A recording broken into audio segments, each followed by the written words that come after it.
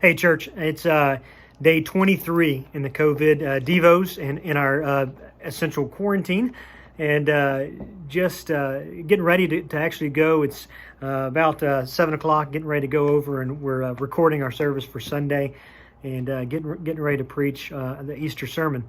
Excited about that, but I wanted to bring you a devotional thought for today, and this is a passage that's kind of been on my mind all day, and it's out of Matthew 25.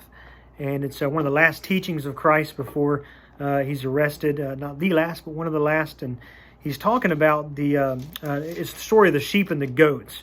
And it's an incredible passage.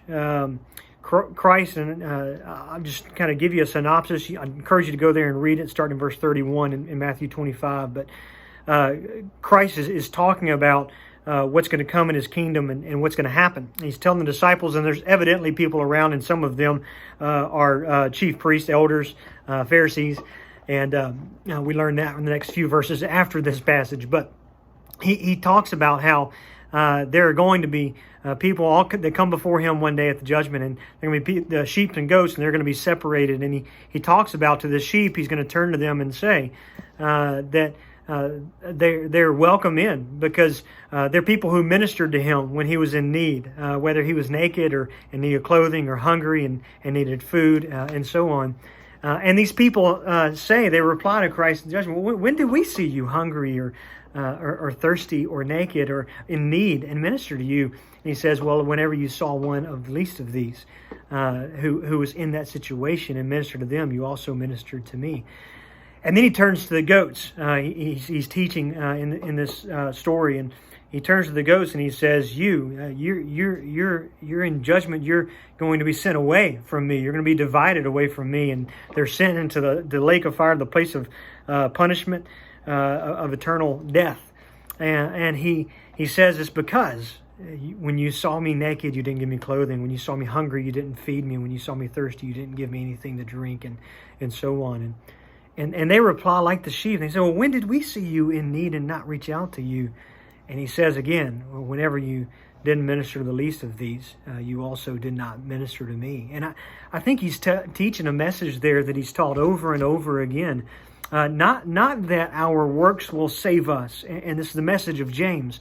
Not that our works alone are enough, but works should absolutely and completely be present in a person who has faith. That the result of faith and a relationship with God that comes through Christ only by faith always produces works. And one of the most important works that we can do is reach out to those in need. The reason for that is that Christ said the two greatest commandments are love God, which we focus on as a lot as the church, but sometimes we sadly ignore the second. And he said the second one is like it, love others. Love your neighbor as yourself. And so, man, what an incredible time that we have in front of us right now, when so many people are hurting, when they're hurting financially, when they're hurting relationally, when they're hurting emotionally. Some are hurting physically from illness, and just their emotions are just wrecked right now with fear.